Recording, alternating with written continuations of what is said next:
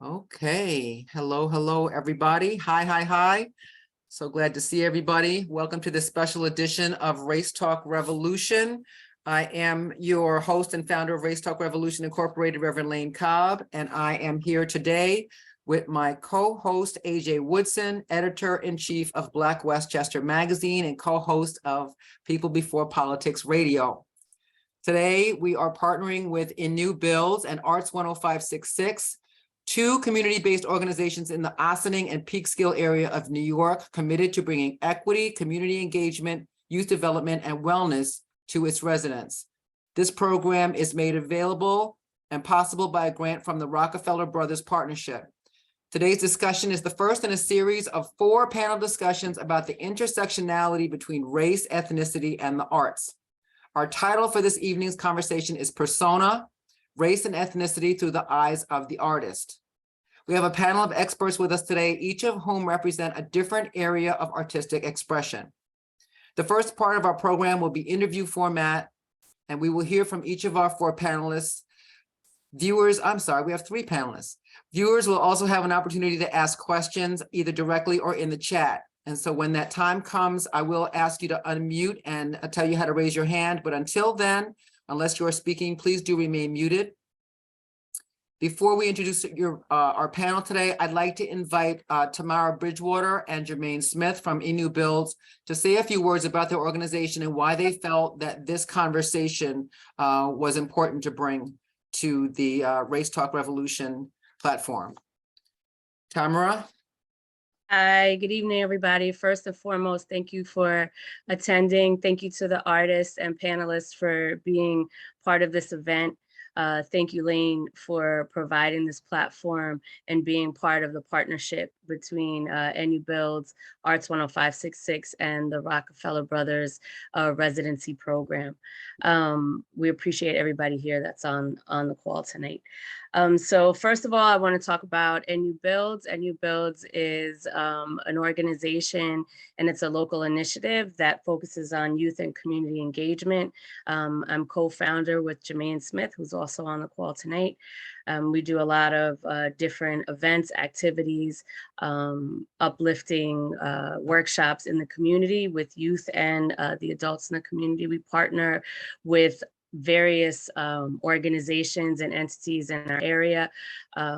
We just try our best to bring light, bring activity, bring engagement to those around us, and we appreciate all of those that participate with us. NU Builds, NU stands for Empower, Network, Uplift. And this is an organization that's been in existence for about 5 years. We just recently celebrated our 5th year anniversary. I want to shoot it over to Jermaine, and he can talk about the connection to the Rockefeller residency and why we're particularly here tonight.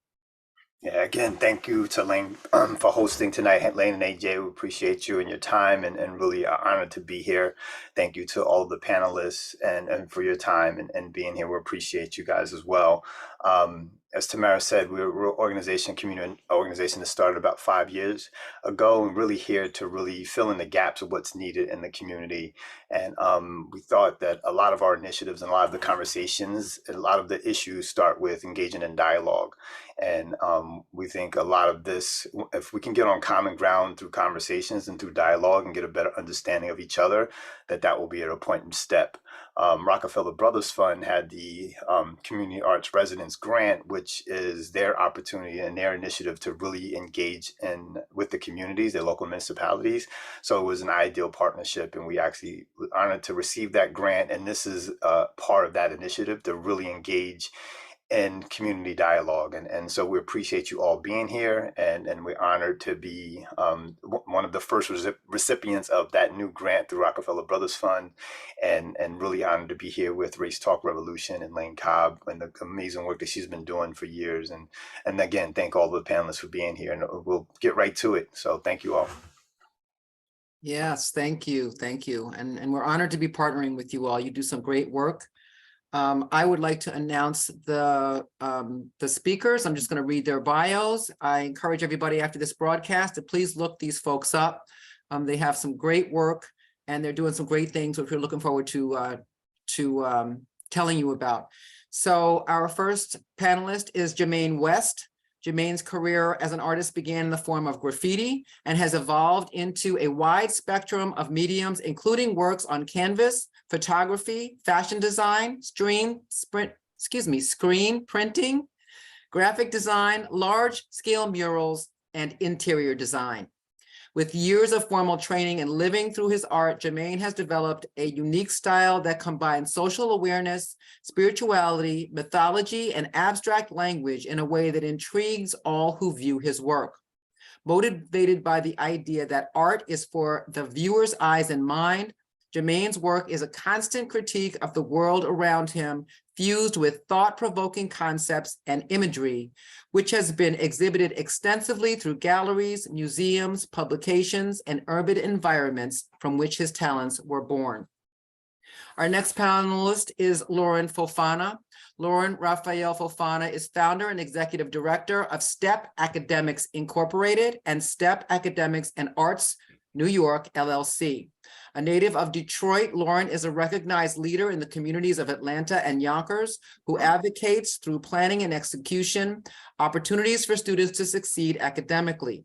She is especially passionate about including families whose finances interfere with their children receiving differentiated and disciplined instruction. Since 2003, STEP state-certified educators have provided academic support services to the most vulnerable student population in many K-12 public schools, protective shelters for women, and with students who are entangled in the juvenile court system. In 2021, STEP Academics and Arts was amended to incorporate the professional study of performing arts as a dynamic support to academic achievement.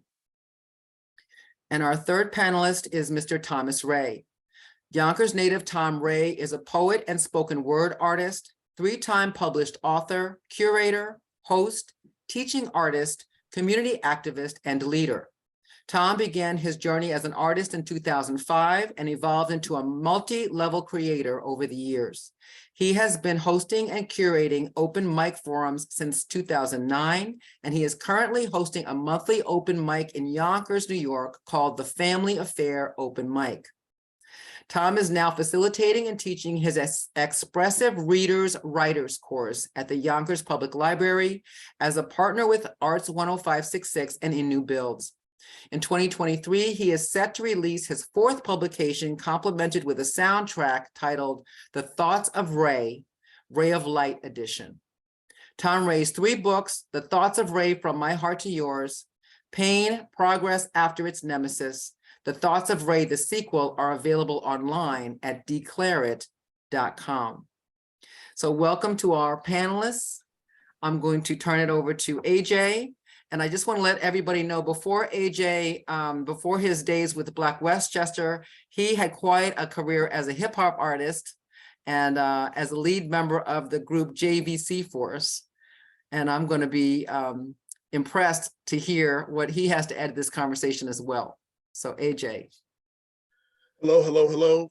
Well, in addition to my time as a hip hop artist, after that, I then started writing for the Source Vibe and Village Voice, and I've covered the arts, hip hop, and I also started out, before that, I started out as a graffiti artist, living in Mount Vernon, on the borderline of Mount Vernon and Bronx. So I've been involved in a lot of that, and I am already a fan of Mr. Tom Ray. I met him at Bougie Brews, and I purchased his book. What's up, my brother? So I just want to start out by saying, art has always been the background and the soundtrack to our movement, to the fight for civil rights. And sometimes we don't understand that. Like, the civil rights era, I mean, James Brown, I'm Black and I'm Proud was very important. Some of those things were as important as the activists that you saw out front, but it couldn't have been done without the artists, without the support of the artists. And that continues now and I'm assuming some of y'all are involved in activism and so forth through your art. And I would like to, if so, speak about that a little bit. As far as I'll take that up. As far as visual art, yeah, I have many different collections that I address different topics. One of my main collections is called New Vintage, and through that, I think I sent some of the images from that collection. But through that, I explore a lot of what you're talking to, propaganda and art that is designed to make people think or reconstruct certain social narratives, or give shine a different light on certain social narratives, even things that seem common, but I take them and twist them around to get people to think about things in different light. Some are more subtle, some are just are more abrupt in your face, but I think it goes back to imagery. I mean, just the way our minds think, going back to the hieroglyphics and cave paintings and things of that nature. You see an image and you can speak more. It's like a picture is worth 1,000 words type of thing. So you can convey a lot more through an image than a book or reading many chapters in a book. So I like to use imagery in that way to like I said, play with social narratives and see how far you can push that envelope. Absolutely. My brother Tom, how does that affect your spoken word? First and foremost, thank you all for this opportunity to speak tonight. And my art is influenced by God, of course, community, and the power of words. As we all know, this world it started with the word, and when we can utilize our words and our creativity to inspire, to encourage, to instill hope, a sense of direction, I feel that we can change the narrative for our people when we are led by love, and to inspire love into the others, into listeners, into supporters.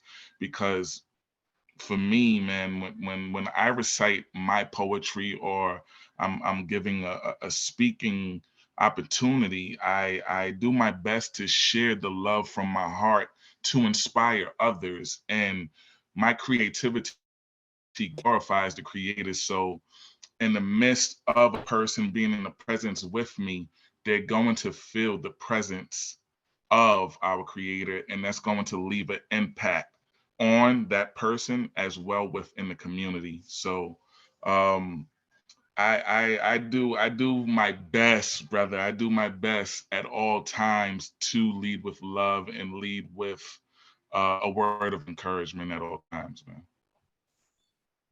What challenges have you all faced as artists of color? And what are some of the lessons that you've learned about how to navigate the issues of race and ethnicity in the art world? You want to take that time? I'll pick up on that. There's many different levels. I mean, I feel like as an artist, different points in my life, I had different challenges. I mean, when you start off, as I did as a graffiti artist, I mean, I say I started off, but I was inspired by art prior to getting into graffiti, but coming up, in Connecticut, right outside the Bronx, we were developing at the same time as Bronx, hip hop was coming out of the Bronx. I saw Africa Bambaataa, I saw Run DMC. A lot of these people perform before they even had records, because they were coming out here and performing and getting their chops up before they really, made it big. So the culture, as far as, the music, DJing, graffiti, b-boy, and all the elements were coming out here just like they, as they were coming out of the Bronx. So at that time, it was just raw. It was that raw energy. You were just more interested in expressing yourself and being an artist, and you weren't thinking of how your art was going to be challenged, or how your art was going to challenge the status quo as a Black artist, or as an artist coming from where we're coming from. So there were those early stages, and then as I developed, you start really seeing how powerful your art is, especially as a graffiti artist, because you were breaking the rules. You know, you were going out and a lot of stuff you were doing was illegal and you were a renegade and it was frowned upon, you know, and this is before street art. You know, there's this big debate, you know, between graffiti and street art. And nowadays everybody is into street art and it's cool because it's a lot of bubbles and stuff like, you know, just colors and stuff like that. But as a graffiti artist, you know, it was a different climate, you know, so when you enter the world, you know, under that banner, you're challenging, you know, just the status quo of what art is.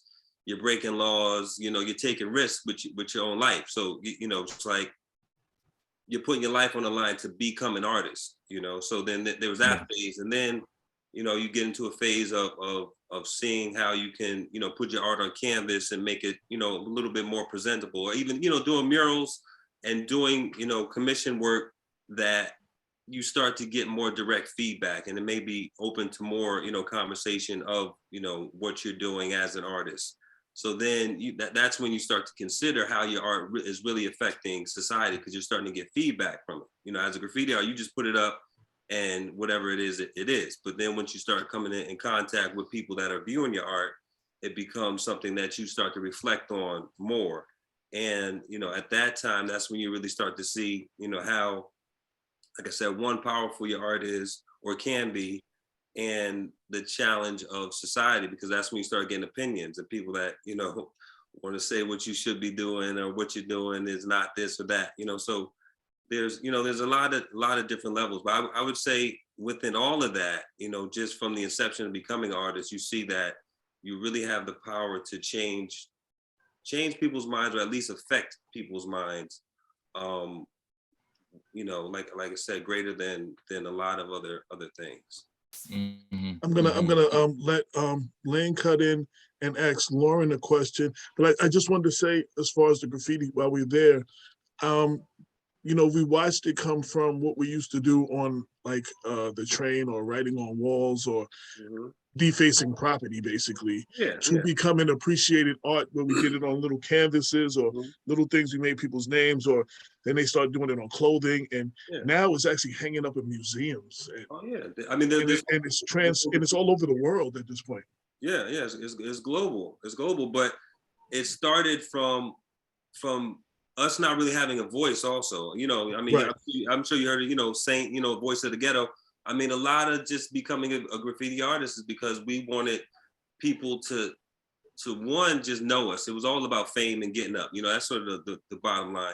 But then it became about just really showing the world what we can do, because the art programs and a lot of stuff in schools weren't supporting young Black voices, or you know, so we had to go out and show the world what we were about, and now it's global. And that was the early days of hip hop. I was just on a hip hop panel 2 weeks ago on the 49th anniversary of hip hop with Ralph McDaniels. Okay, I know Ralph. Debbie D was the first female solo MC.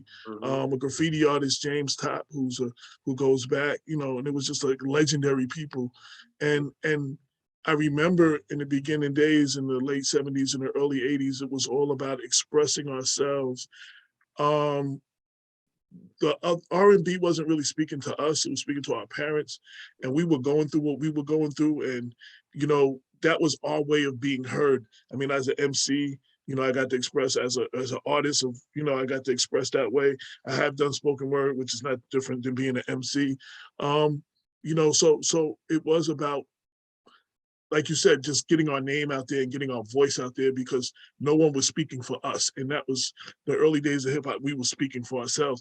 But I can go on about that, but I don't want to leave Lauren out. So I'm going to let Lane take over. And well, I just wanted to, you know, let Lauren talk about what she does, but that's a good segue, because you know, one of the things that you all are pointing to is the expression of our culture in our voice, and having that be become like legitimized, right? And how we've had to put that out there, but the importance of positive racial identity it very much is connected to artistic expression.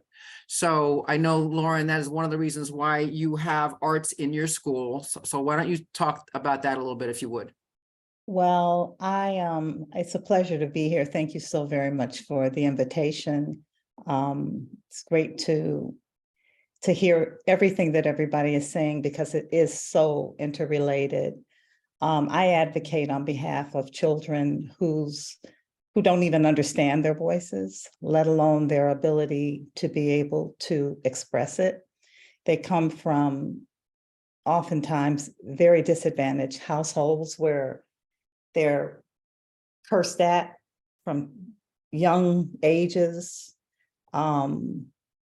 They're hurting and they don't believe in themselves. And therefore, as professional educators, which are the educators that we hire to tutor them, it is imperative that they are sensitive and understanding and non-judgmental, so that we can be the bridge to them believing in themselves.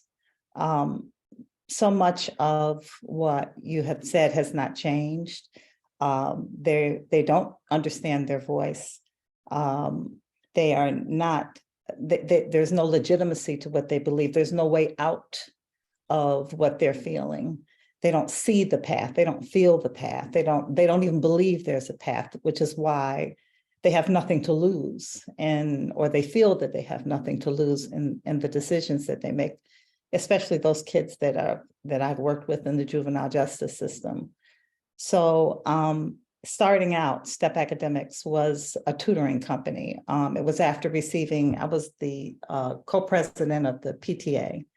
And they started with the disaggregated data that showed that young men of color were the ones that were failing miserably on standardized tests. And of course, right around that same time, we began to learn about the school to prison pipeline. And I was the first Black PTA president in a predominantly white school. And my who was a wonderful person, I have nothing against her, but she was serving what she was familiar with, and that was kids coming to school early and doing arts and crafts and making smoothies, and which are wonderful, wonderful things, for great activities prior to a rigorous academic school day. But our kids, we didn't have the luxury of that. They needed to have math drills. They needed to have reading drills before they start. That's really how it all began. And Saturday classes, where many teachers come and teach have charged as for preparation purposes, so that we could help these children begin to succeed on these state exams. From that, we went into after school. From that, we went into in-school during school day, academic support. So we just continued to pivot and pivot and pivot and pivot until where we are now, which is where we combine the discipline study of performing arts that is taught by actual professional performing arts people that have been trained and who are actual performing artists that teach these children at the same time that our professional educators are doing online tutoring with them. So we're using the two, pulling them together to give them the academic support that they need while giving them the artistic platform for them to grow and to learn about their bodies and the discipline of dance and the various literatures that come with the study of acting, the guided communication that they have to learn how to do because they're quick to anger because they don't know how to express themselves. So everything is very, very guided with these children. So that's what we do. And we've been doing it now for what? Long time, since 2003, is when it all first began. And I'm between New York and Atlanta, Georgia, which is where I am now. But I maintain contracts in both places. I work very closely with the DeKalb County School District here in DeKalb County. We may have heard a lot about DeKalb County with the last election. Well, that's us. And then, of course, we're in Westchester County, where we've been granted funding from NISCA And we've been allocated funding, and we're waiting for a contract to begin with Westchester County Department of Social Services. Thank you. Thanks, Lauren. So Tom, something Lauren said, I want to ask a question and then I'm going to turn it back over to AJ. So in terms of finding the path and self-discovery, discovering one's voice, and you teach writing and spoken word, I'm interested in your take on that. How does what you do help people to discover who they are, discover their voice? How come that's important, and how does race play into that? I feel that it's important because it's imperative that we know who we are and where we come from. And when our youth can understand the importance of self-identity, no one can tell them who they are or who they aren't. And my writing, or what I facilitate and what I conduct in the Expressive Readers and Writers course, it's inspired by self-determination. And that self-determination was derived from um, the principle, because I like to infuse culture into my lessons. And it comes from the Kuji Chagalia principle, which is focuses on self-determination. And as we all know, the Kuji Chagalia principle was presented and created by a person of African descent, Dr. Malana Karenga. And when we can infuse culture, when we can infuse principles that we represent, that we created, that our youth needs to know about, they begin to blossom. They begin to excel in areas of their life that they have never been able to tap into because they weren't ever introduced to writing formats that are designed to help them discover their true self. And a lot of what I've write, a lot of the writing prompts that I facilitate actually changed my life, because writing has created a therapeutic element for my life. It has created a healing mechanism for my life. And when I instill that into the youth, when I instill that into whoever participates in the Expressive Readers and Writers course, they begin to become self-determined. They begin to know who they are as an individual, collectively as well, and they understand the importance of word, because there's this mighty power in the words that we speak. And I always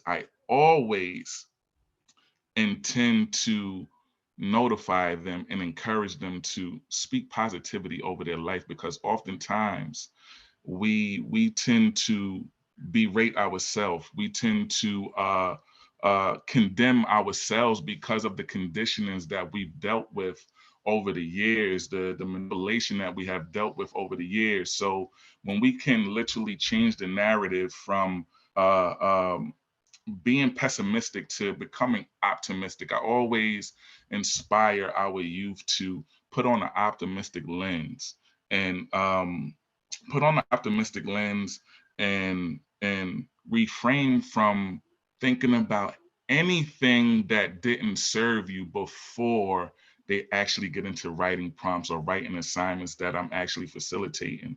So I make sure that they're in a space where they're open-minded enough to tap into who they really are. And it's a combination of culture, it's a combination of healing, it's a combination of love, it's a combination of expression all in one. And when they can create for themselves, like I said before, who can tell them different? And I feel that with their own words, they can write their way into their own destiny. I'm living proof. Absolutely, absolutely. Writing has always been therapeutic for me. It has helped me get through many, many different things. And when we talk about the early days of hip hop, about expressing ourselves, I take that into creating the newspaper Black Westchester. The portrayal of Black people, especially the Black man, has never been positive in most mainstream media, which is one of the reasons we started Black Westchester, to change that narrative. You know what I'm saying? Yeah. And to speak the tagline is news from the Black point of view. We don't see news from the Black point of view. And, you know, I get to speak to a lot of kids and stuff, and they see that, and, you know, they might see someone that they didn't know that's doing something, and they're like, wow, I didn't know Black people did that, you know, and exposing them to stuff like that. And it gives you a certain freedom. Creativity gives you a certain freedom. I love to create. Every time I make a newspaper, I'm creating something that doesn't exist. Mm-hmm. You know what I'm saying? I just love Mm-hmm. the creation part of it. So I wanted you all to speak about the freedom that being creative has allowed each of you as an individual, and what avenues has that opened up for you? I'll piggyback off of that. The freedom of being able to change the narrative. When I first thought about writing my first publication, "The Thoughts of Ray from My Heart to Yours," growing up, I didn't know many authors.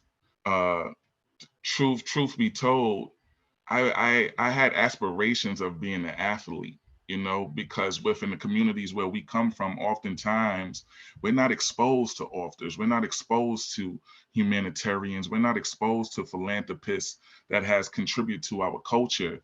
And when I began to dive into the knowledge itself and align with different authors, I began writing around that same time in 2005, and I had so much literature. I had so much literature that I decided I wanted to write my own book. And when I wrote that first book, it was a leap of faith because I had no understanding. I had no understanding, and the liberty that came along with that, the inspiration that came along with that has truly blessed others. And I have inspired many others to take the liberty into writing their own books. Later on, going into utilizing, having the liberty to utilize my literature to conduct different programs and writing pieces. And that liberty, oh man, changing the narrative is what we're really speaking on tonight. And our youth, most importantly, need to meet and associate with authors who they can really relate to. And I feel that there's a sense of liberty there because the writers control the narrative. The writers truly control the narrative. And when you can get into writing one book, two books, and three books, you're literally controlling your own destiny and control the depiction of how you want your life to look. And there's so much liberty that comes into it. I know for me, um, teaching courses, teaching our youth from poems that I've written and having the free will to do so from the blessings that God has bestowed in my life is so fulfilling because I'm now watching the birth of poets, authors, storytellers, narrators, and even last night hosting an open mic that I host here in Yonkers, a young man that has been following my journey for some time. He's now in the process of wanting to write his own book. And when we can have the courage to step out and do something outside of the norm of what we're really used to, there's a level of independency that comes with that. There's a level of creating a society within a society, creating what has been done before within our culture, but now it's us, the individuals. It's the individuals who are instilled with the heritage now, conducting the culture now, directing the culture, I should say. And there's so much liberty that comes with that.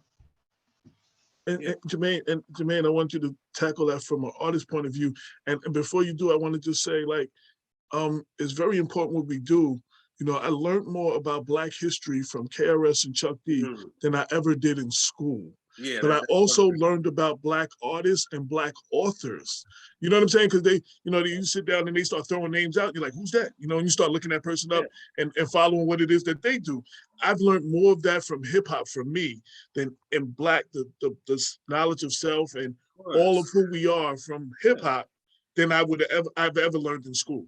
That really, I mean, that was an introduction or a continuation of understanding who we are. Like you said, they weren't teaching that in school, or you might hear about, civil rights stuff, but once KRS and Chuck D and Brand Nubian, everybody started dropping the knowledge, that's when we really started to study. And then you combine that with being a writer, as you know, it's all about really style and developing your style.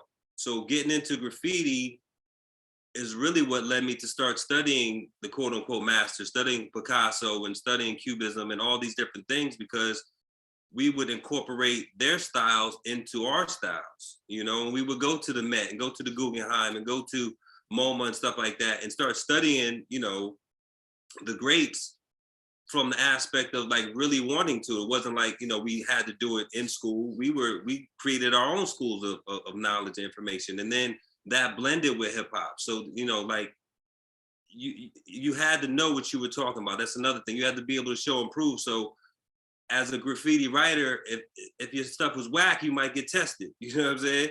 As an artist or as a lyricist, as anything you did in hip hop, you had to be about what you were saying you were about.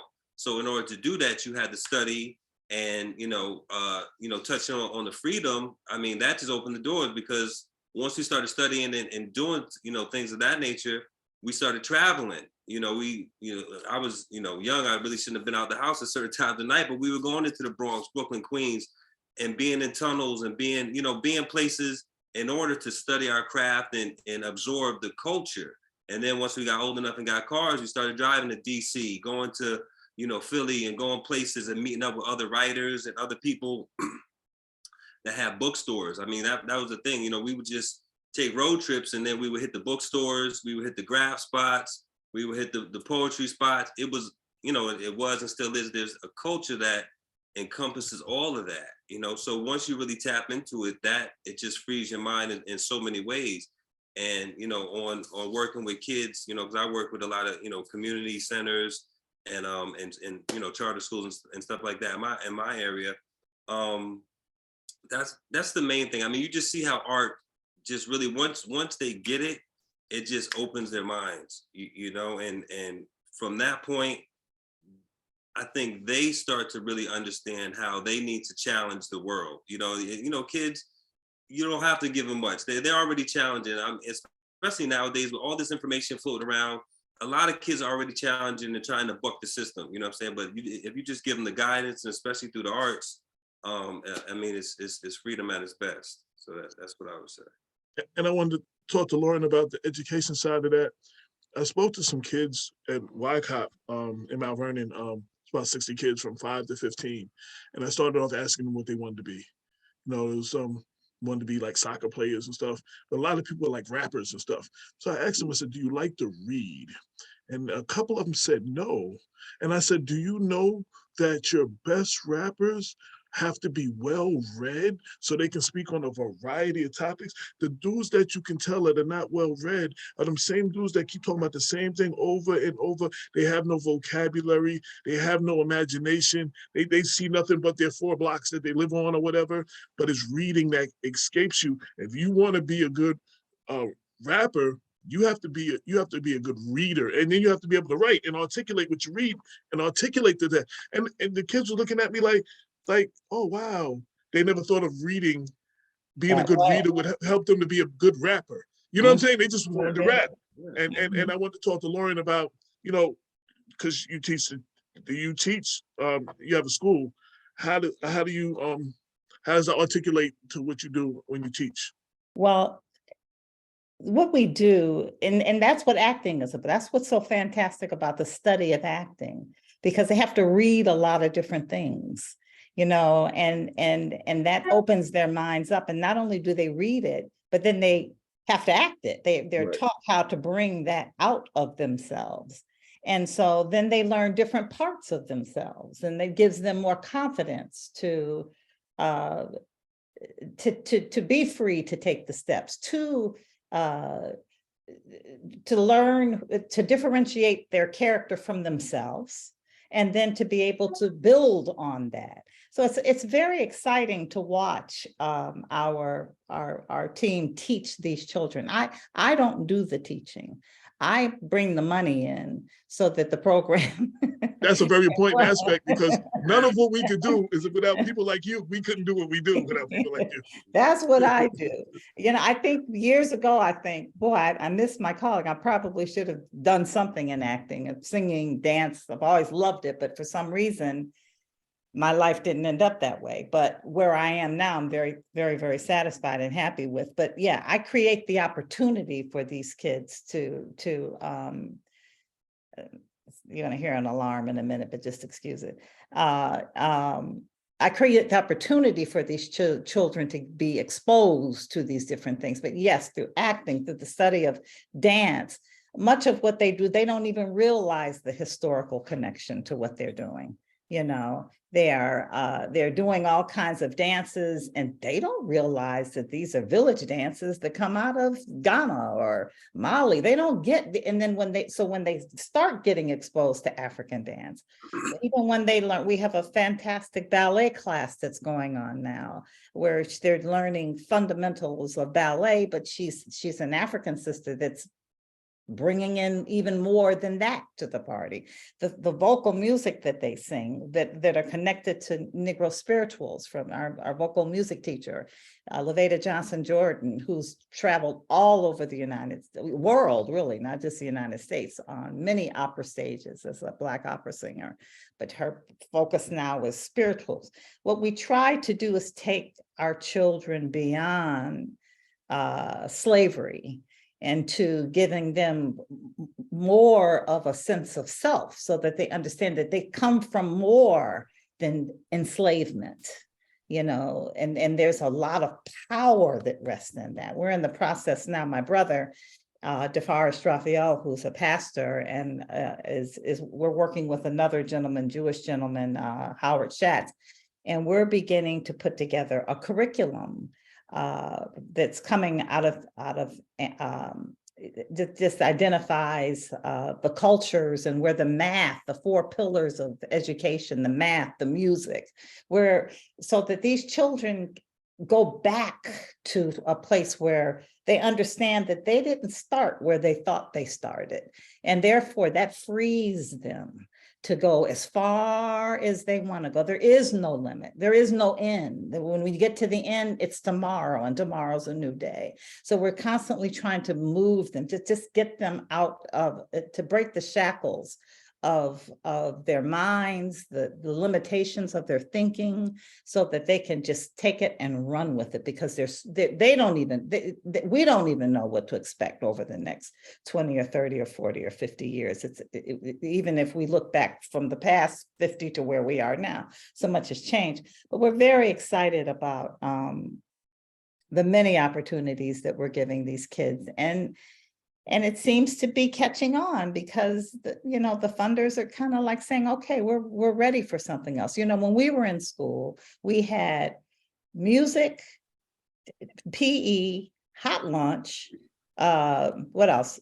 All of the 4 core subjects, every day, you know, and we started school at 8 o'clock and we were out at 3 o'clock. I still can't figure out what happened to the day. I don't understand what happened, you know.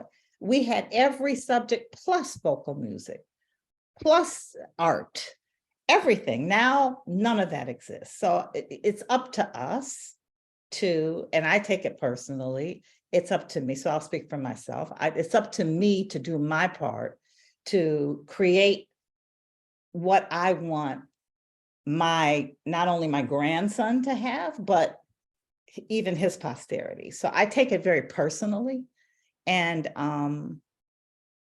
that's where I am. That's my motivation. I just keep right on going. I keep figuring out ways. I keep pivoting. I see a door open. I hear these gentlemen speak, and I think, Okay, you're writers, you're working with kids that are writers. I'm thinking of Tom, I think. You're working with kids that are writers. Well, you know what I think as you're talking, my mind is thinking, okay, how do we get some of these writers to have their works performed on stage by some of our young actors in our acting classes so that the writers can see their work performed, you know? So I think that's how I think. That's what I continue to think. What can we do to put it out there in a way so that it continues to grow? It continues to add life to it, so that it doesn't just stop. Absolutely. I see Tamara's hand up. Before you go, I just want to add what you're saying. There's a reason that they strip our schools of the arts and No question. music. You know what I'm saying? And Tom, I think it was, that talked about the power of the word. You know, it was like, again, going back to KRS, and he had one song where he was talking about Moses had to be black because he lived in Egypt with the Pharaoh as the Pharaoh's grandson. So he had to just look like him. You know what I'm saying? So he had to be black. You know, No and it was question. just hearing that made me like, whoa, like, you understand what I'm saying? It made me No start looking question. into where they were living and how they must have actually looked other than what I was taught, and the power of the words and what we do. And it opens up a lot of things to these kids when they hear it, when they're exposed to it. You know, so taking away our arts, which is how, and our music, which is how we communicate a lot of times. You know what I'm Well, saying? I do know what you're saying, and a lot of that is even when they don't take it away, they don't teach the truth. Yes. That's the other thing. They don't really teach the truth. They teach it in a way that keeps their voice in charge, that keeps their pulse on everything. And this is not, I know that we are blessed to have minds among us from various backgrounds, and I appreciate all backgrounds and everybody working together for truth and honesty.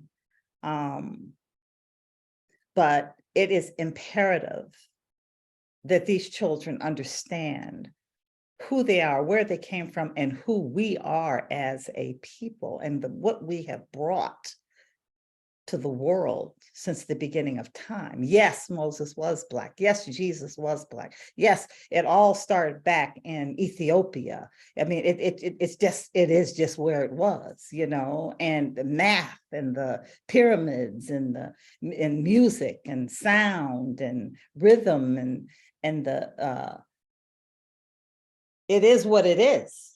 And so if we don't dig back into it and learn it and teach it, and we're learning it as we're teaching it oftentimes. We just are. The first time I saw images of Moses and Jesus and the characters of the Bible as Black people, it blew my mind. Like, Yeah. it blew my mind, and it took me to a whole nother place.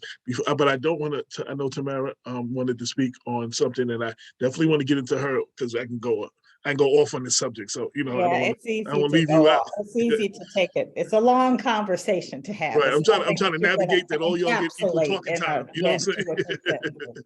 Yeah. Tamara, you're muted. There you go. Okay, so what I wanted, first of all, Lauren, we have to talk off of camera later about some of the programming and stuff, so we'll come back to that. So I teach a lot of STEAM classes, which are the 4 principles and then include the art aspect of it. And I'm heavy-handed on the art aspect of it. But within each of those workshops and lessons, I'm heavy-handed on the information that's not shared in the regular school curriculum. Like, I seek out Black artists, engineers, inventors, and I infuse that into what my lessons are, because as an artist and as a creative, I feel that it's my responsibility as a creative and an artist, because of my journey and my path and how I've learned, that it's my responsibility to hand that down to the youth, you know, that are around me.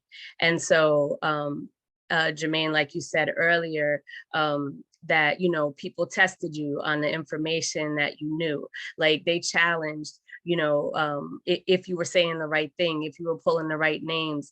I also challenge personally when we say the greats in the art world, and know that where those inspirations came from. So because it's Eurocentric and they talk about the artists that, you know, like I love Picasso, right? I do. I love his work and I love all of his stages and stuff like that. But he was inspired by African sculpture, African art.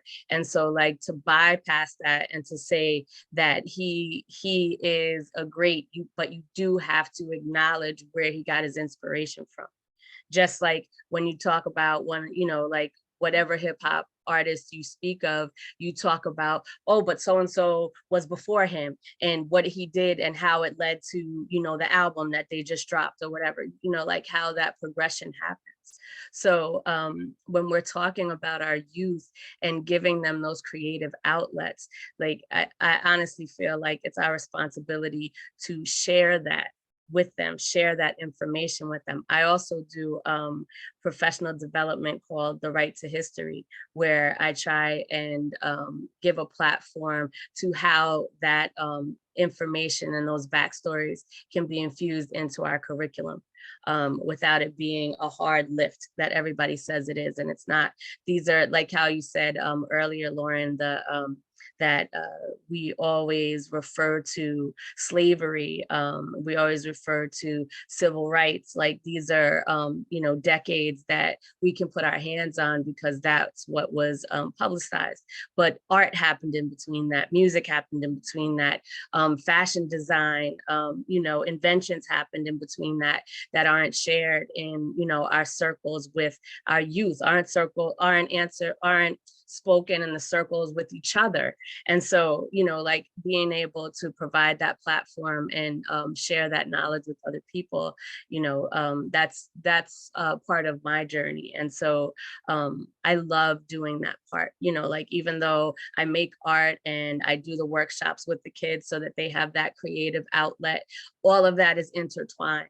And when you leave one out, it just affects the outcome of what happens, you know? So I think providing those opportunities for the youth and for our communities is essential to our progressive development.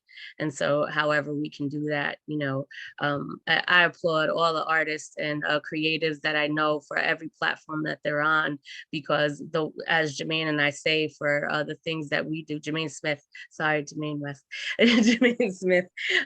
that even if we reach one person for the day, that we've reached somebody, because that one person is going to spread it to somebody else. So it just becomes a chain reaction, and we have to take every opportunity. So that's all I wanted to add, and I'll let you get back to it. Absolutely. I know, I'm gonna let Lane, I know Lane probably has some questions. No, here's what ask I the wanted mic. to do. I just wanted to say, I just want to let you know, I'm going to invite people who might have questions for our panel to go ahead and raise your hand or put them in the chat. Just remind you to please keep your questions under 1 minute so that we have time for people who do have questions to ask. And then we can we'll just continue. If you don't know how to raise your hand, just go to the bottom of your screen, hit the reactions button, and it says raise my hand, or you can find your name in the participant list and raise your hand that way. So I just wanted to let people know we've got 30 minutes left. Adine has raised her hand. Yeah, I knew she would because I saw her writing and nodding her head. So there you go. Okay, I'm a special educator with 60 years experience and the daughter of a wonderful Black school teacher in Chicago for many years. And what I'm thinking is that a lot of this was lost with integration. My mother taught Black poetry to Black students in segregated schools in Chicago. I got my Black history, much more than just slavery, but all the positive stuff. I got it from my Black community. And with integration, we have lost a lot of that. And Absolutely. we are getting the narrative of people who don't respect us. So we're going to have to take this job on ourselves, all of us. whether we're professional educators or artists or not, we've got to do this for ourselves because the others are not going to do it for us. You are so right. And before I pass the mic to Lane, that's actually where I was going to go with it. You know, the tradition of the African griot was to pass down the tradition and the history of those before it to make sure that everybody, especially the young people, knew in the tribe. And then the next generation did that with the next generation. And now we all as writers, artists, spoken word artists, whether we do music, we have to continue, and even teachers and preachers, we have to continue to teach that because, like I said, I learned more from rappers than I did in school. They're not going to get that in a school that wasn't set up to teach them about themselves and was set up to, as Lauryn Hill and Carter G. Woodson put it, miseducate us. You know what I'm saying? So it's up to us. We can complain, but we need to carry on that tradition. And it's up to us that know to share with those who don't. And Tamara said something about reaching one. And I just want to give an example. I was looking at when John Lewis, Congressman John Lewis died, he was that young kid when Martin Luther King was speaking, and he was like 14 or 15, and he was inspired by what Martin Luther King said, and he went out on that bridge, and he went on to become this person that fought for our rights and did all these things, but he reached that one, you know what I'm saying? And it's like that one went on to do so much. And you know, we think about numbers, especially, you know, I was in the entertainment business. If you're an artist or an actor, you're told that you have to sell so many records in the first week or the first month, or they drop you, or, you know, your movie has to do so well, but it doesn't, what we do, it doesn't, the numbers doesn't matter. You know, it's just that we're affecting and teaching, and you never know who you're influencing. So I wanted to encourage everybody to continue to do what it is that they do. And you never know who you're reaching, and you may never know, but you just got to keep planting them seeds because they, you know, them kids need it. AJ, Do we have any? yeah, there's a question in the chat. Karen asks our panelists, where do you go for your inspiration, and what ultimately do you hope to accomplish through your art dynamic? Good question. I mean, I could take that. I'm inspired every day. I mean, as an artist, I feel like I need to be inspired to survive on a certain level. And then, you know, with me, it helps me to compartmentalize how and what I create. You know, I mean, I have things that I create strictly for business because I have to make a living. I have things that I create to build my collection for, you know, future sales and just to have, you know, my collection, you know, estate building almost. I have stuff that I do, you know, just for experimental purposes because I'm always developing, you know, different styles once again. But I think just being an artist automatically means that you find inspiration in the world, you know, or in spirituality or in something that keeps you going as an artist, or else you wouldn't be an artist. That's what I would say.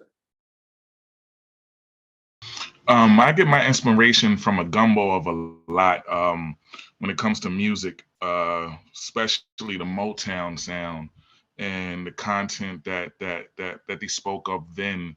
I get my inspiration from everyday interactions. I get my inspiration from discussions that I may engage in. I get my inspiration from forums as such, where I'm listening to the perspectives of different artists, different professionals, and with my art, man, I plan to inspire more authors. I plan to create more spaces within open mics where I can encourage more of our community members, more people that look like us to tap into the gifts that God has bestowed in them, because we are all gifted in our own right. And when we are blessed with a space that's comfortable enough to express ourselves, man, oh man, will we see the flourishment of different poets, different authors, different writers, different graffiti artists, different journalists. And I plan to continue to create outlets where different individuals will be able to find their gifts. I wanted to add one thing real quick. So when I met you, my brother, outside Bougie Brews. I said, yeah, and I got the newspaper. I got to interview you. And, politics and all this other stuff got in the way. And it came back around through Lane's show. I'm just, I'm just thinking about that right now. Like, I never got a chance to actually reach out to you and get you in Black. But this puts you back in right there in my head. We definitely Absolutely. gonna build together. We will definitely build, my brother. And not, like Yes. I said, I'm honored to be amongst this panel discussion, and through the grace of God, man, just the connections that we all can make. We can really infuse our community with so much with so much creativity that will produce unity, because that's what art does. Art is, in a sense, is colorless. It's real, it's colorless. And when we can utilize our art to bring people together, man, oh man, will we really see the face of God, So continue to create, beautiful people, because you're really inspiring more than and our youth, I said it last night at our show, man, our youth is watching everything that we do. Absolutely. So when we create with a pure intention to serve the people, we can only see the great fruits of our labor harvest into plenty. So continue creating, beautiful people. Thanks, Absolutely. Lauren, you have you have an answer to that question, don't you? Yeah, I was thinking about, my inspiration comes from these types of conversations. These are the things that give me more ideas, and give me different pathways to think about to get to where I want to get to. But I do want to reference the kind woman that talked about segregation and what segregation did to us, and how when we were segregated, we were in a protected environment, and there were many stories that were passed on just through the dinner table, through the churches, through picnics, all of those things. That once we became integrated, we were pulled apart and we were thrust into somebody else's curriculum, and we're taught what somebody else wanted us to learn. And I do want to say this because, I think every living human being is important, and we were all birthed here for a reason. And I think we're all very strong because of the fact that we are the ones that broke through that sperm and that egg to become who we are. And we had to be strong to do it. So the fact that we're here means that we're all strong. But when you take away the human rights of a people for so long, that's what our fight is about now. So it has nothing to do with me not liking white people. I mean, I probably sound like a white people saying black, some of my best friends are Black people. Well, I do have, people that I love that are white people. However, we as Black people are in catch-up mode. And when we get to the point where we bring the fullness and the richness of who we are to the table, then the whole world is going to be a better place. We are who the world is waiting for. Our contribution, our truth is what the world is waiting for. And so that is my motivation, to bring our truth to the forefront. And then now, whether you accept it, I mean, I can't speak for who accepts what or who believes what or who doesn't, but we are who the world is waiting for, is what I believe. And that's my motivation. And I am a Motown girl, straight out of Detroit, Michigan. So listen, I know I used to babysit for Eddie Holland Dozier Holland. So I'm a Motown singing girl. And yeah, music and art and dance and theater and education, and my mother's mother and my grandmother were all educators, we have so much to bring to the table, and Mhm. there's just so much to do, that if you have a creative way of thinking about anything, it's impossible to run out of things to do. There's always something, in my estimation, to be motivated up for. Mhm. Mhm. Yeah. I want to ask Lane if you will show some of my brother's work. And but for that, I wanted to we had a comment to the panel from Leah Nelson, who's watching, and said, "This has been very inspiring to me. Art creates hope and possibility. Thank you all so much. You are doing great work." And I wanted to make sure all of y'all heard that. Thank you. Lane, Um, oh, go ahead. AJ, Go ahead. before we continue on, I just wanted to, it's on my heart to share it. And a sister of mine, she spoke a word to me that I feel on my heart to share with the group that's here tonight. And it's something that's so simple but profound. Family, we are it. Yes. Each and every one of us have the it factor to really create change within our community. And the key word with what Miss Lauren spoke on is we. When we replace the M with a W, oh man, we crack cement then, so we are it. Let's continue to unify. Let's continue to utilize our art to shift the culture and bring the culture back to its proper perspective. Absolutely. We have another comment from Karen Baptiste, who said, "Awesome responses. Thank you all so much. What an enlightening and reflective conversation." And Joyce Cole just said, "Well said," when you were talking to my brother. Lane? Yeah, Jermaine, what I'm thinking is we'd like to share some of your art and maybe ask you to comment a little bit on it, because your art is extremely expressive and it is socio-political, and much of it in its focus. So is that okay? Definitely. All right. So I don't know what else you can see. I've got a lot of stuff going on in the background, but let me see. Well, All we right. see a picture. We see Can more you see people. that? Yes. Okay. So where was this? And say a little bit about this. Some background about this. This was a commission piece that I did for the city of Bridgeport. It was during one of their arts festivals, is the Bridgeport Arts Fest. And, they commissioned several artists to do, murals downtown Bridgeport at a time where a lot of the property was boarded up, a lot of blight, so they wanted to liven up, a lot of,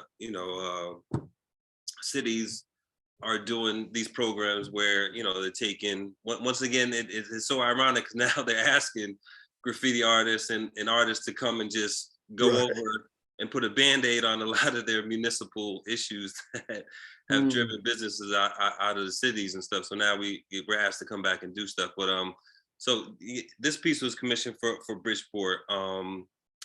The title of it is Save Our Seeds, which was really a conversation about a lot of youth violence that had been going on in the city.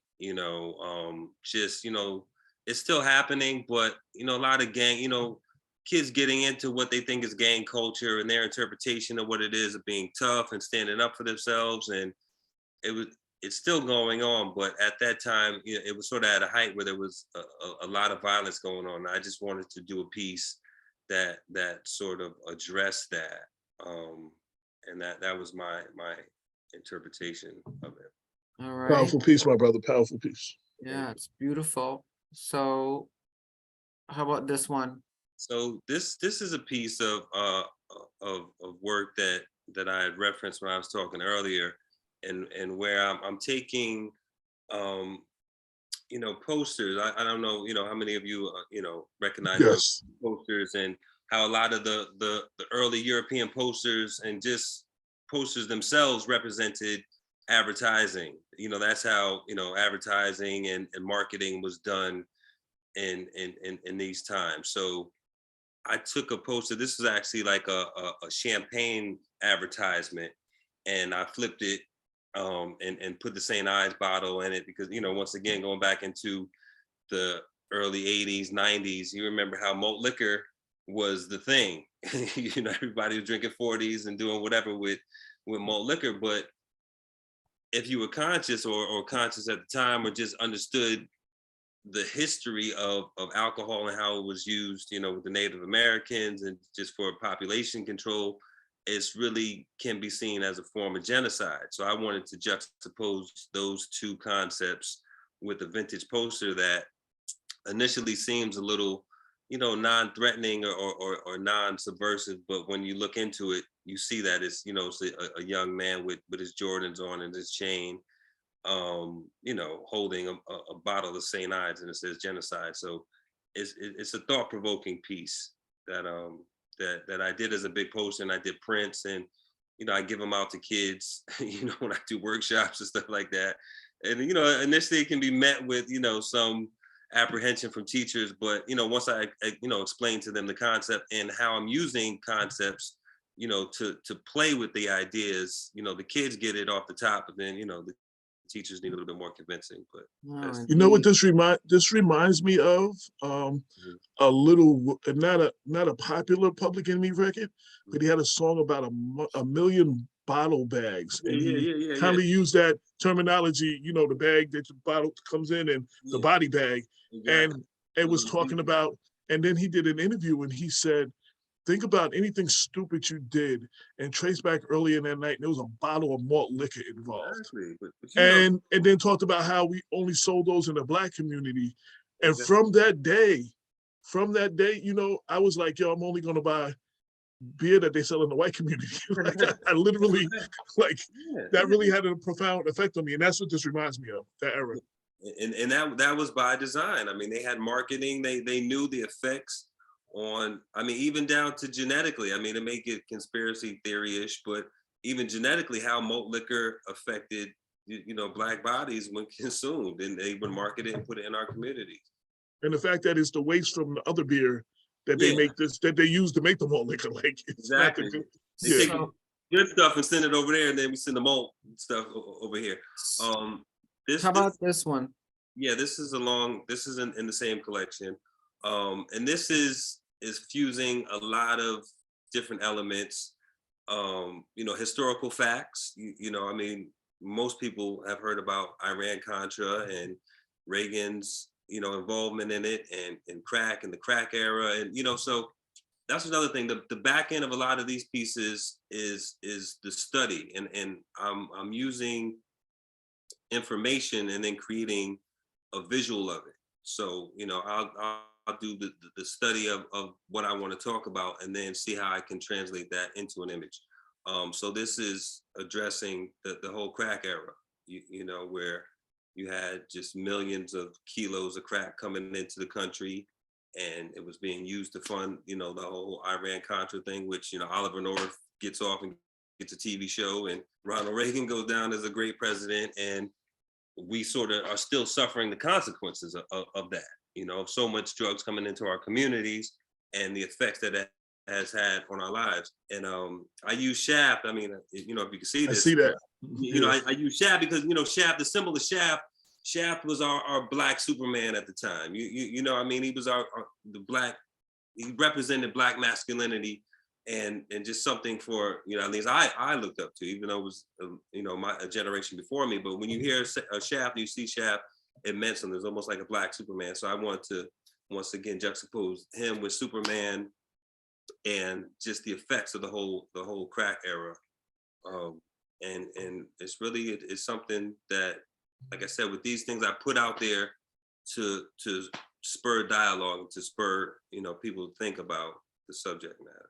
This is very powerful too. When he went to the Bronx and said it looked like Vietnam, and when the Bronx was burning and the whole crack era was just beginning, this is very powerful. Exactly. Thank you. Let's do one more, and there's so many to choose from. This just looked, is this an actual basketball court that you did? Yeah, this is a recent commission. I knocked that out during COVID. But you know, this is once again, so this is sort of the opposite side of a lot of the political stuff I do. Like I said, I have many different collections of work that I do. So this particular project was a basketball court that I was commissioned to do, and this represents some of my abstract stuff because I get off as an artist. Like I said, I get off into more abstract, more just loose pieces at times. So I use that motif. I have a whole collection called Space Particles, in which I explore abstract art. So I use that motif to design this basketball court. Thank you. I love your various designs that you have this wide vision.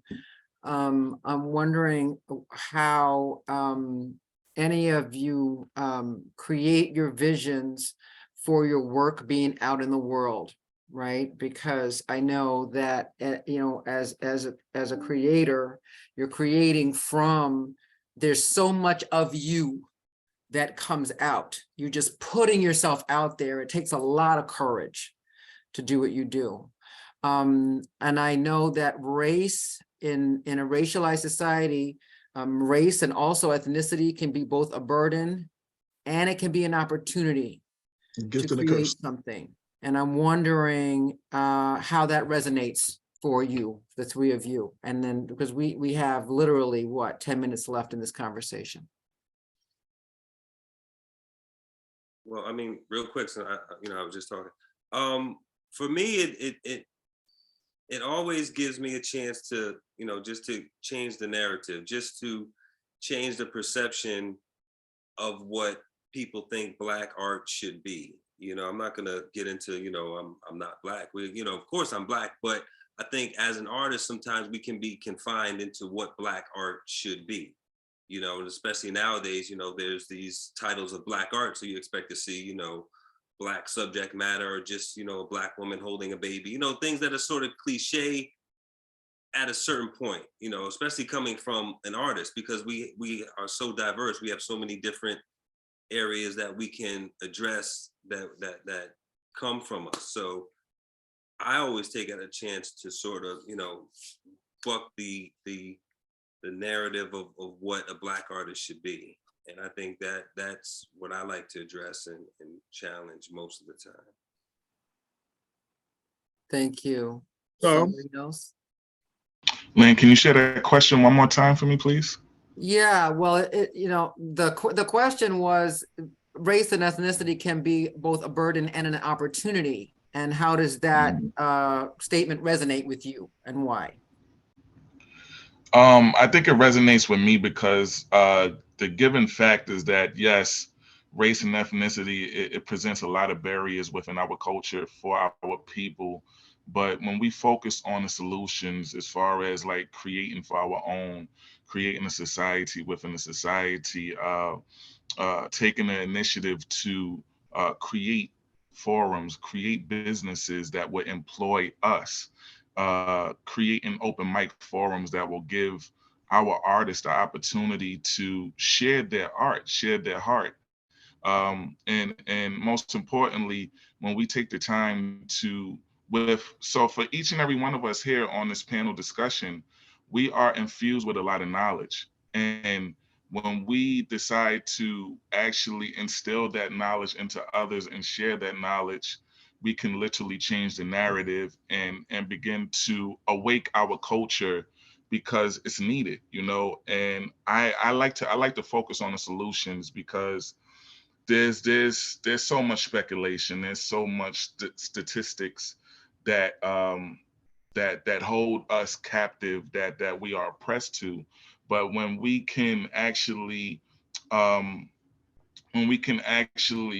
innovate with our creativity and, like I said, create these spaces, create forums, give birth to different artists, and share with them and teach them about the importance of the courage that it takes to actually share your art, you're going to inspire a whole community and you're going to wake up a whole community when you're speaking truth.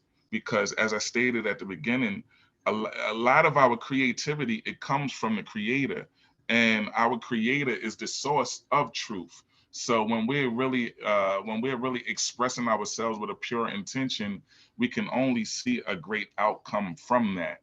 So when we focus on the solutions, when we continue to create, to uplift and give love and give a sense of direction and to reverence our rich culture, we will literally change the narrative. And I feel that each and every one of us on this panel discussion is doing so. So I applaud and I commend each and every one of you that was on this panel, and even the artists that's in the participants list, you know, because it takes collective work and responsibility and cooperative economics, you know. So when we can stand on those principles and stand on our culture, man, oh man, the narrative, the changing of the narrative, we control that when we stand on the principles that were set for us in the first place.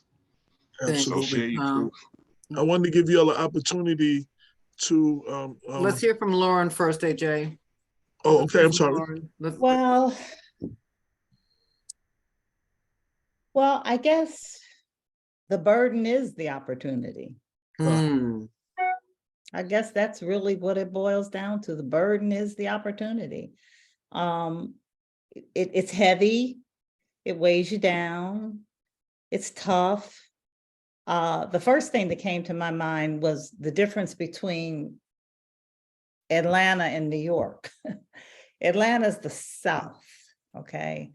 And New York is very progressive when it comes to funding and doing things for communities and having different opportunities for kids. Atlanta's not that same way. So it's easier for me to get these types of contracts in New York than it is for me to get these types of contracts. So that, you know, Atlanta's more of a burden. New York is more of an opportunity, but it is what it is. You don't stop because it's tough. You know, you keep pressing, you keep pressing.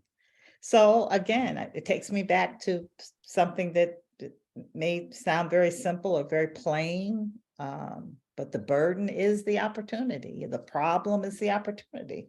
It's not a problem, it's an opportunity. Once you understand what it is you have to do, then you just get up and you figure out the pathway to get it done. You just keep going, and it is a spiritual experience. It does become a spiritual experience. You realize that it's bigger than you, you know. It's a movement. You know, if something happens to me, it has to keep going, you know. It's bigger than me, you know. It started before me, I'm in it, it will continue after me. So that's pretty much I definitely can relate to the Atlanta, New York thing. I lived in Atlanta for 12 years.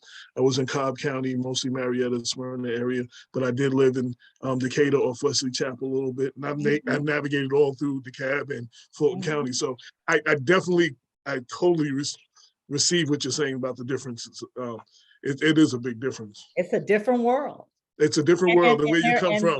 It's a different world. And there are a lot of people that are moving to Atlanta, which is making it easier because people are coming here from different places, and you're meeting different people, and people are bringing their experiences and their open mind and their open thinking about things that makes it, but there's still a lot of Southern strongholds, which is why we're dealing with this race that we're dealing with politically. This is the exact reason why.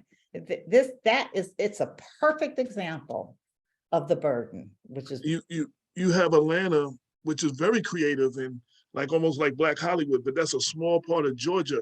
The rest of Georgia does not look like Atlanta. And that's why you have what you have in this race, which is totally it. That's a big difference. It's a perfect example. Perfect. It doesn't get any clearer than that. Right. I want to give everybody a chance to let everybody know how the audience can contact you, where your websites, purchase or view your work, get in touch with you, Lauren, about the program and school you're doing. So I want to give you all a chance to. Well, it's very simple. My program is STEP Academics and Arts. Mhm. It's a two-prong. STEP Academics is the nonprofit. Mhm. STEP Academics Incorporated is the nonprofit. STEP is an acronym, STEP, Academics Incorporated. And then the LLC is STEP Academics and Arts, NY LLC. And my email address is info at STEP Academics.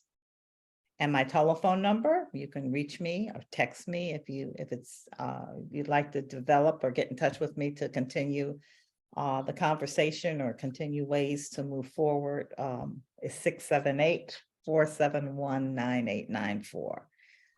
Very reachable, and you can get in contact with me. It has been a pleasure. Thank you so very much, Lane.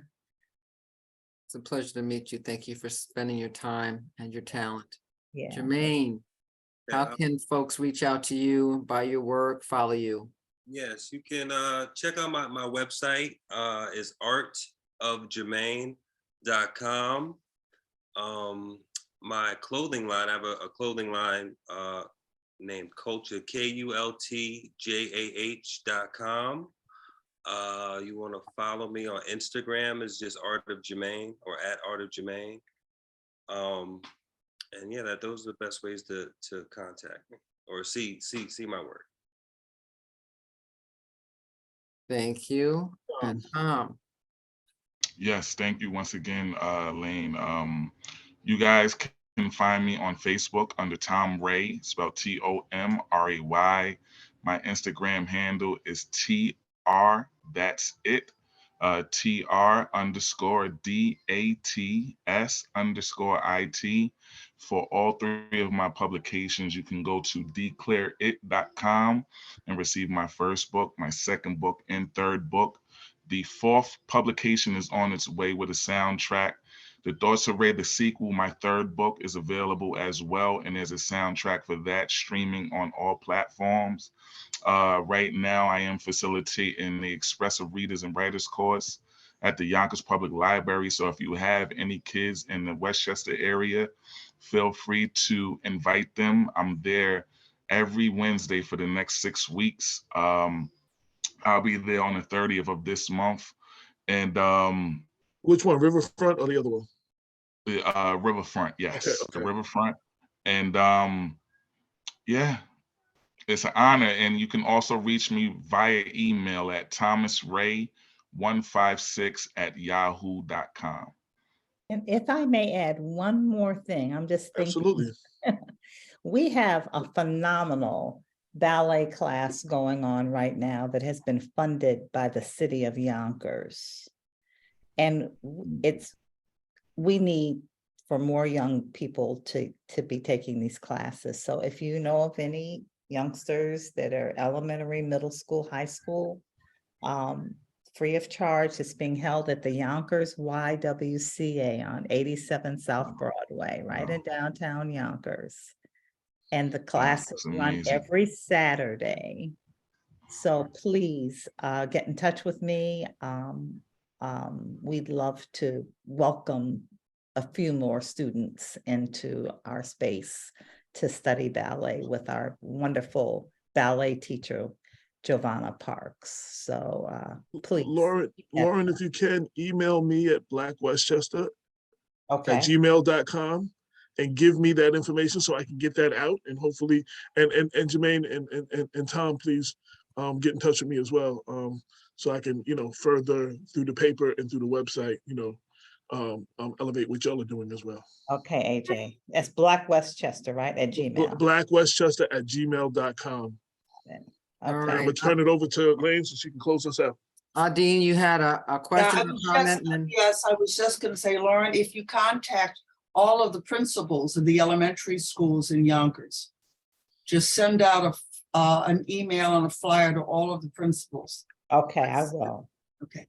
Yeah, we have a lot of very exciting things coming up. I just noticed that my consultant and acting instructor is I saw his name pop up. He's online, Paul Kwame Johnson, where he's teaching magnificent acting classes. And we have our artistic director, Evie McFall. We have African dance going on with Jessica Paris. All that should be in full swing by January.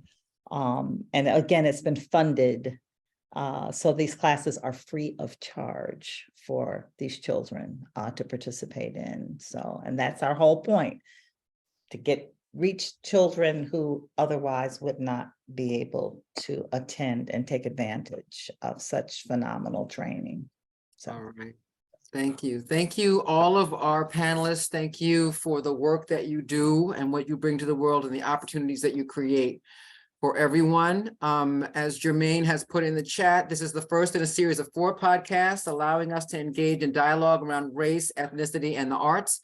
Encouraging you to please follow Race Talk Revolution and or eNew Builds for more information. And you can join the mailing list at eNew Builds at hello@enewbuilds.com. I want to invite everyone to come back on December 8th for our second panel discussion. We're going to discuss the effect of race and racism in theater, television, and film. Our panelists are award-winning actor and playwright Keith Hamilton Cobb and award-winning actor Terrence Hines.